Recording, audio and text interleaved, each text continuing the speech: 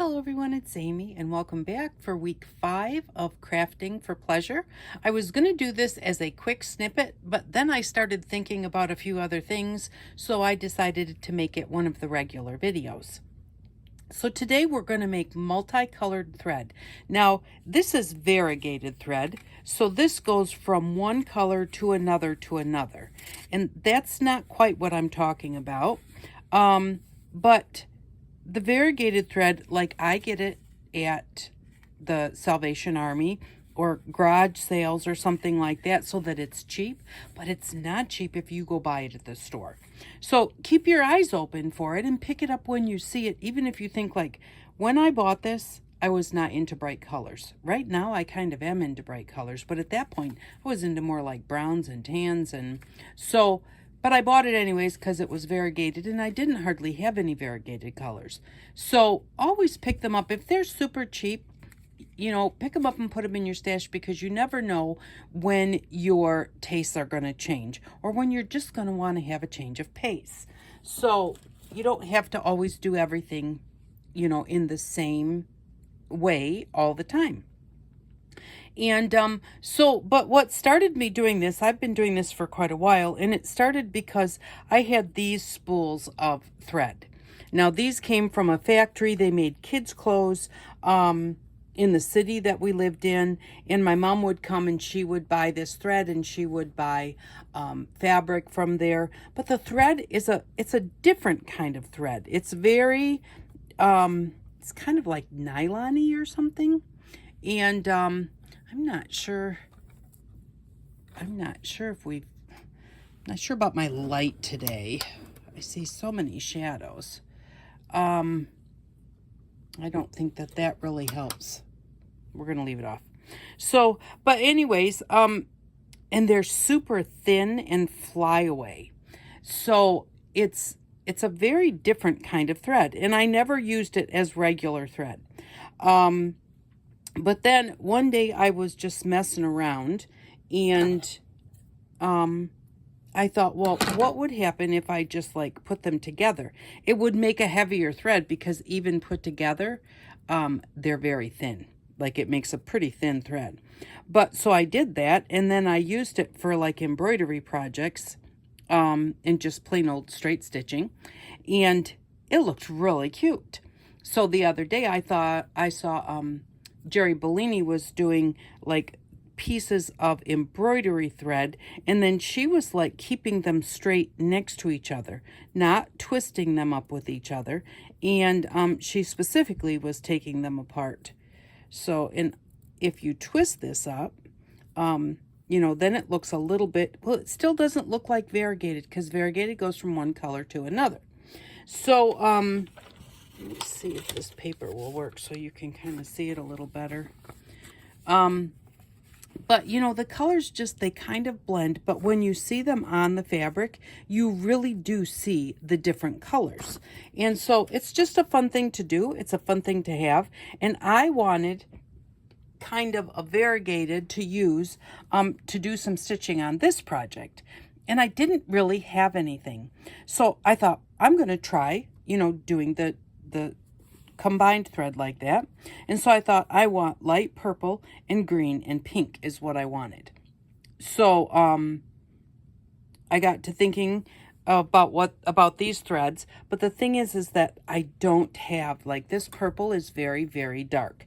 So I tried rolling these three together, and this is what I got, which is really pretty, and I do like it, but it's too dark for that project. I wanted something lighter.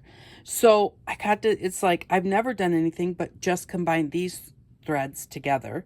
And so I thought, well, what if I try something else? So that's what we're going to try today. I haven't tried it yet, but I wanted a light purple.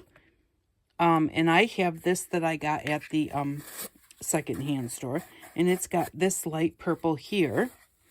And so I'm going to try using this along with these two threads. Now, this might really dominate because it's definitely thicker than these threads are. And I am going to be very wasteful. Well, I'll throw this in my thread bucket, so it's not really wasteful, but I'm going to cut these down to get this extra out of my way. And then we're going to try the purple. And this is just, it's one of those, you put your, it's a thing that you put your paintbrushes in. And from the Dollar Tree, like here's the bottom. Oh, yeah, this is the bottom, but it has these legs on it, which work really well to hold these. Because these are so tall. But I'm just going to take, you just take one of each, and then you need something to wrap it around. I have a bunch of little dowels that I bought at a hardware store that was going out of business. And I'm going to just kind of wrap this back around here because I don't want it way longer than the others. Okay, so now I've got my purple and my green, and my pink is a little dark, but I think that it's not too dark for me. So just take them, line them up, and then you're just going to wrap them around something. So I just have these little dowels that I bought a whole bunch of, bought like a half a 5-gallon bucket or something, so I have a ton of them. And then what I do is I just go ahead and I put a line of the thread like straight, and then just start winding like this, and that will hold that beginning part down. So we're just going to go like that, and then just keep winding. And what happens as you're winding, and now normally I have this sitting on the floor, and I think the length of how far away you are makes it twist a little more, because it does twist it up. It kind of twists it together a bit as you're doing this, but not really, I don't know how I want to say it, and it's easier to, if you have this sitting on the floor, to pull straight up. I've got something caught here. Oh, my green is caught. There we go. But, yeah, it's just, they're really cute, to, I think they look really great, like doing a daisy chain. And I'm not really sure. Now, the more that I wind this, the more that I'm wondering, is my pink a little too dark for my project? But I still like these colors together. And then we'll stitch with it and we'll see what they look like. I got some white, just some white fabric here. But like I said, I think that you need to like be higher as you're winding. Be a foot or two away from these. Let them sit on the floor. You know, have them propped up somehow. And I'm going to show you another way too. If you don't have these great big tall things, you don't need something tall. And you just do as much as you want to do. You know, I have so much of these that it doesn't, you know, I just do however much. You could actually just say, well, you know, I think I need 3 or 4 yards, and just kind of figure out how much would be 3 or 4 yards, and not have a bunch extra. And when you're done, I just go ahead and I just put it at the top and just put a little piece of tape on it. Just a little tiny piece of tape to tape it down, and then just cut it. And so now this is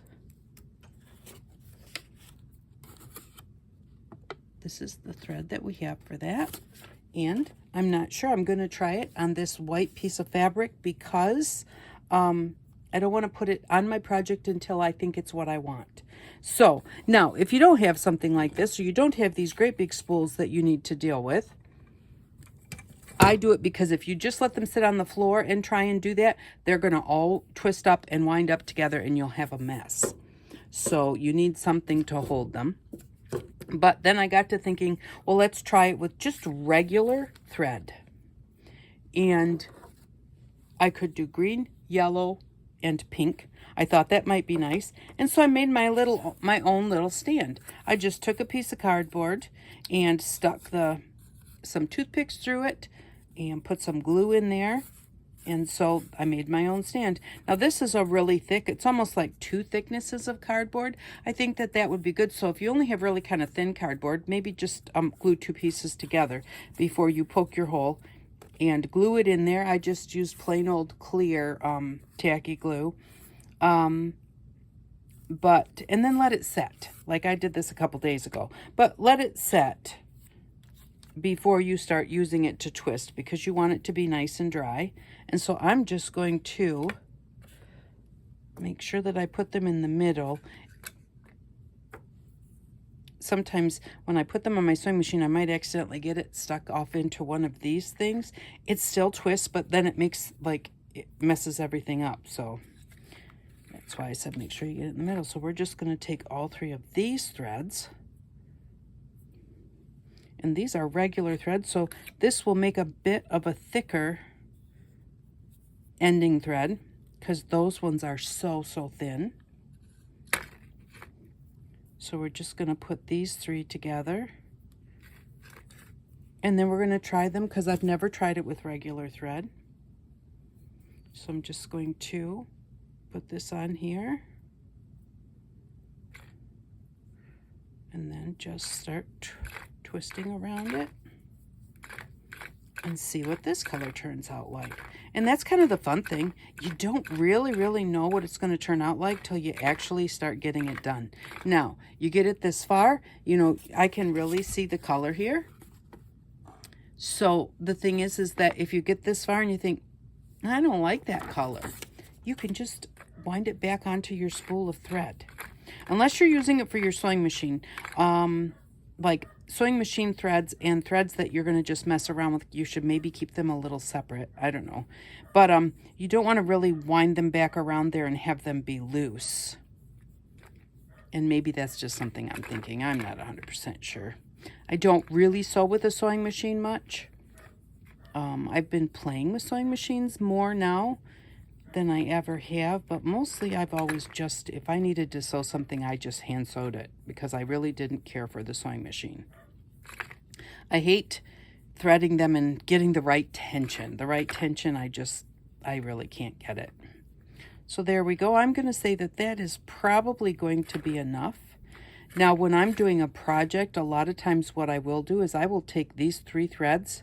If I really like this on my project and I run out, I want to be able to recreate it. So if I'm working on a project, I may take these 3 threads and put them in a little spot where I'm going to keep the different things I'm using on that project. And that way, if I need to recreate it, I do that when I'm painting too. Take the paints that you're using and set them aside until you're done with whatever you're doing, because that way you'll have it if you need it again. I've done that before. I put stuff away and thought that I had the right color. See, I put that in the wrong spot. And they just don't roll off the spool as well when you do that. But yeah, so I thought I had the right color and I didn't. And after you get it on your project, that's when you really start noticing it. So now we have the color that I was thinking of. And then the one thing that I was thinking of, if you don't use regular thread, obviously you probably don't have any of that weird thread. But that also, like, I took a whole bunch of these to the secondhand store. I kept one of each color because I had some, my girls had some, my mom had some, and we really didn't use them because they were such an odd thread. And so I had so many, and I thought, I don't use them, so I'll keep one of each color just in case. Now I think, oh, maybe I should have kept them. So now I thought maybe we would try doing it in case you mostly use embroidery floss.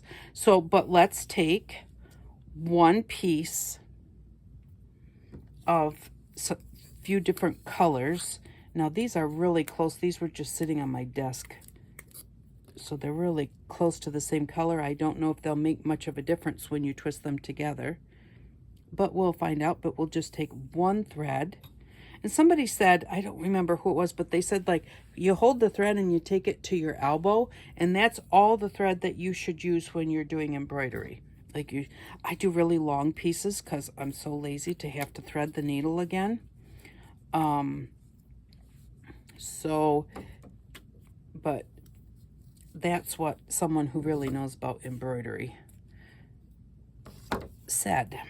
So I just play with everything. I don't know the rules, and that's what makes it fun for me, because I don't worry about the rules. It is what it is. If it works, it works. If it doesn't work, it doesn't. When you're taking out one string, it's very easy to separate it that way. So now we'll just take those 3 colors. and line them up. I'm sure they're not all the same length.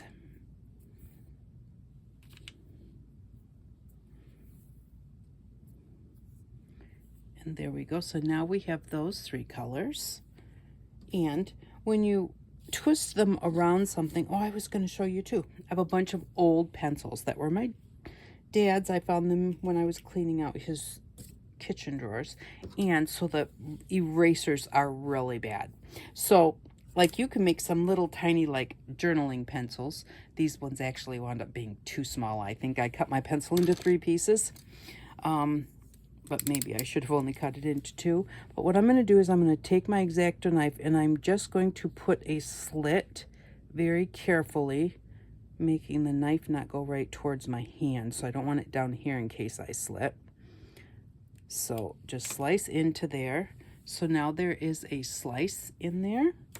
And so I'm going to wrap it the same way. I'm just going to put like a little line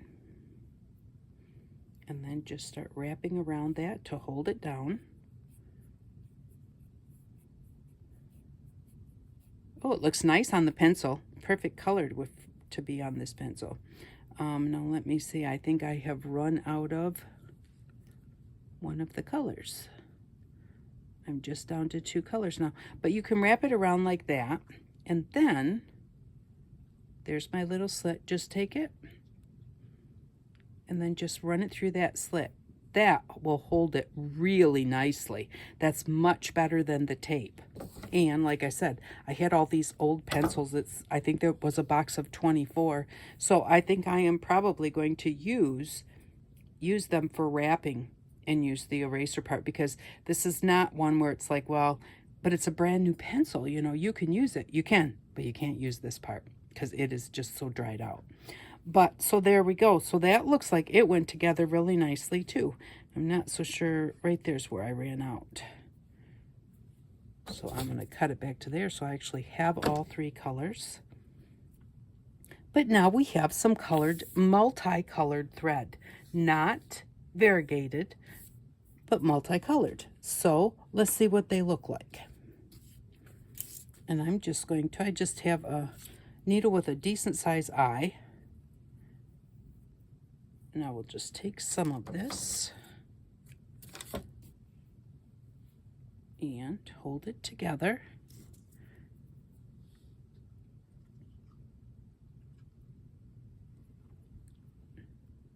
Try and make sure I get all 3 of them through the, going to give it a little bit of a twist and hold it together.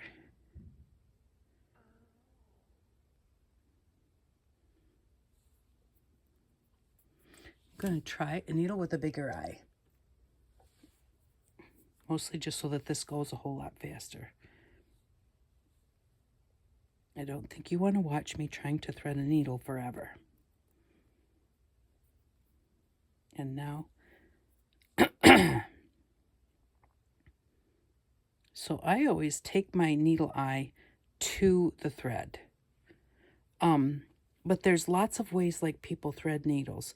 Like they'll fold it over, something like this. They kind of fold it over their needle and pull it off and then put it through the eye. I've seen Sonia do that quite often, and I've seen other people do it too. And that might be easier. So, you know, always kind of watch different ways and see what works the best for you. But let's just see. Let's just do a quick chain stitch. So that would be just come up and then I'm going to go back down in this right next to where I came out, and then I unthreaded my needle. Then don't unthread your needle. Also, you're not supposed to lick your thread because it makes it get fat.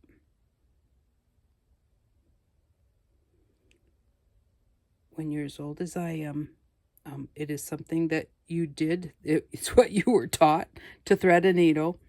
And so it's hard to not do that. But they say you're definitely not supposed to, and it does make sense. See if I Get this threaded back up again. Yes. Okay. So there we go. And then with the daisy stitch, you just go right back down next to where you came out. And we'll do another one. Just come up in the same middle portion. You don't have to come up in exactly the same spot. I keep hitting my knot underneath there. Because you can put like a French knot in the middle after you get your flower complete. So you just go in where you came out, and then you just come up a ways away, maybe like a ½ inch. Wrap your thread around your needle. Got a bit of a mess here. Wrap your thread around the needle and then pull it through. And I had it folded over more than halfway, so it's still not all the way through.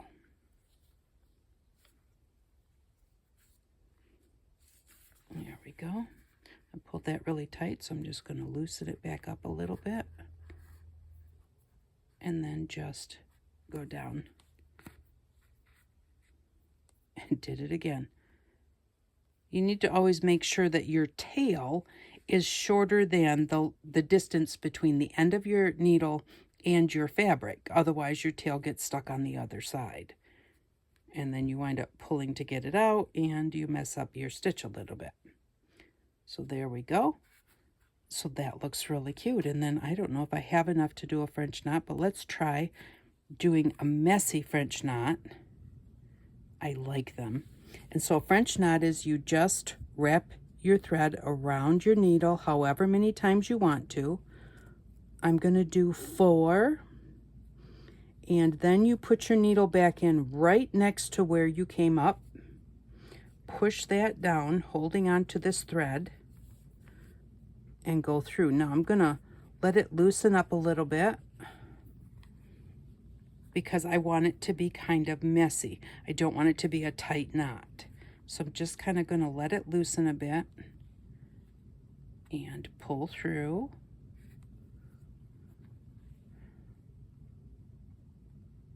And there we go. It makes it a little bigger and a little bit messier. And then a lot of times what I do is I'll come back up on the other side and catch it down a little bit. Like to hold it down. And sometimes I'll even mess it up a little bit more. And if you mess it up more on your needle, make your loops bigger, it's even messier. I just think that they're really, really cute. So I came unthreaded again, so I'm not going to rethread it, but I would just come right back up the middle and just come down the other side to hold it down a little bit. But there we go. That's what that one looks like. And see, you can see the different colors.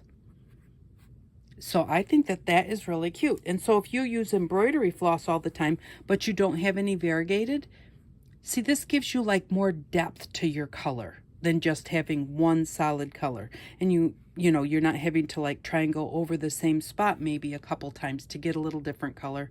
And then it looks so separate. So I do like the way that this turned out. And I'm just going to cut that off. And we're going to try the other two. So this one is our regular thread. And this is the one I think might look the best on my project. I think that that one's going to look really nice on my project. And I'm just going to use it to put some daisy flowers on there, to put some cross stitch on there. More than likely I will do some messy French knots. So I'm going to put a knot in the end of my thread. I just wrap it around my finger and then roll the tail over top of what I wrapped and then just grab it and pull it down. That's how I make a knot. So then we're just going to come up. And then we're going to go back in the same right next to that. Wrap our thread around the end of our needle and pull it through.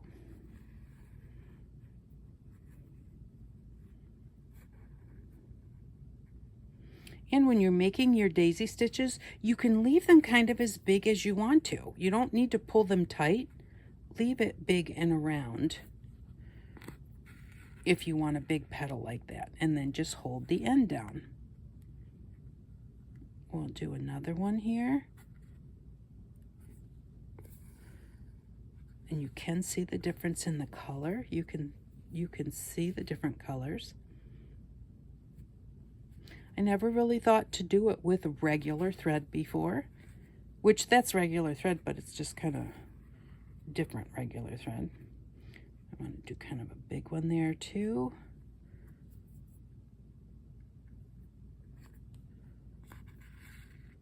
And then that just holds it in place.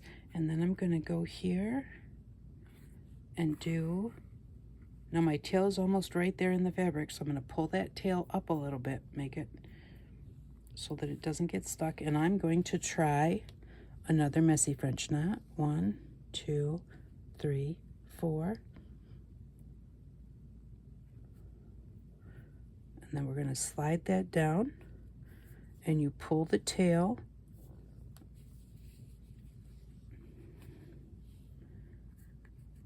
and now you can, and if you don't pull the tail so tight, that will also help it to kind of stay messy. Just going to kind of mist that up a little bit and then go down through there. So now we've got that messy French knot, and I can mess it up a little bit more, kind of flatten it how I want it, put it where I want it, and then what I do, since I haven't unthreaded this one on accident, I'm going to come back up through the middle of the French knot.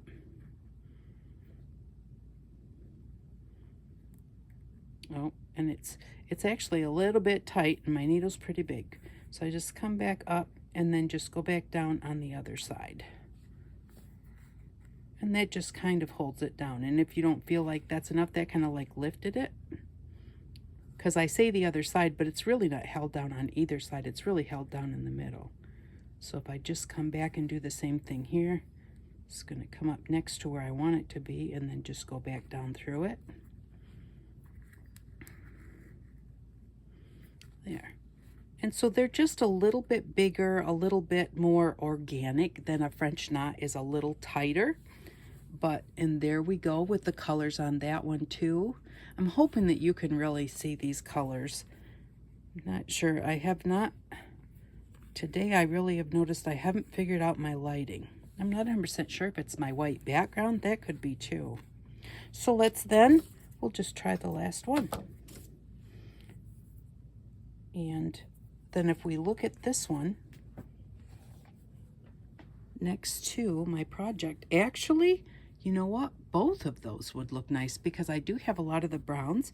Maybe some French knots in this color and some daisies in this color would look really nice. I think I'm going to put like some French knots in by the buttons, and I thought that I would put a daisy or two in each one of the, like between the buttons. Maybe some little bit of ivy or something going around, but I do like both of those colors with that. And if I wanted to do some ivy, I could do like 3 colors of green to have a mixed color green for, because I don't have any variegated green either. I really just don't have much variegated at all. I love it, but I just can't bring myself to pay the price for it. So I like to do everything reasonable, and I have so much stuff. I really don't need to like go buying something. What I need to do is I need to shop through my art studio and find something that will work for what I want. And that's the biggest thing. You don't always need to go buy the newest thing. Look at what you have that will do what you want to do, what that new thing is doing. Because most of the time, you can figure it out. And if there's something that you think, oh, see, now I wasn't supposed to go up there. And I have messed my thread all up too. So I guess that I will just do like, I don't know what this is. I'm going to say it's a back stitch. And that's where you come back to where you just left off and then go past where you came out so that it fills in that gap. Instead of when you go on a straight stitch in and out, you always have thread, gap, thread, gap. This way on a back stitch, you go back to where you came out, and you go right in right where you came out, because you're not going to unthread it, because the last time you came out was over there.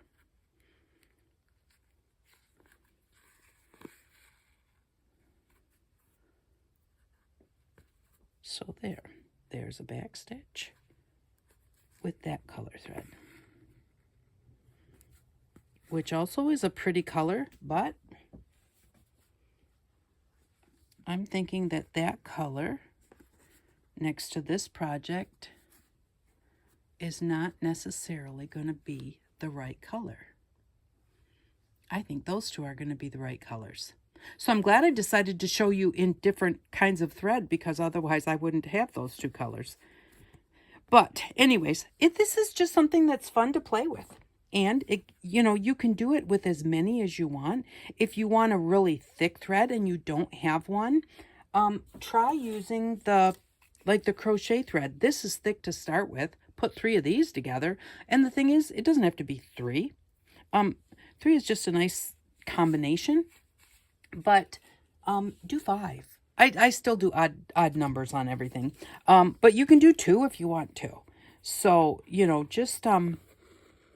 just play around with it and see what you like. And the thing is, if you've got it in your supplies already, if you've got it in your stash, then play with it. That's what you have it for.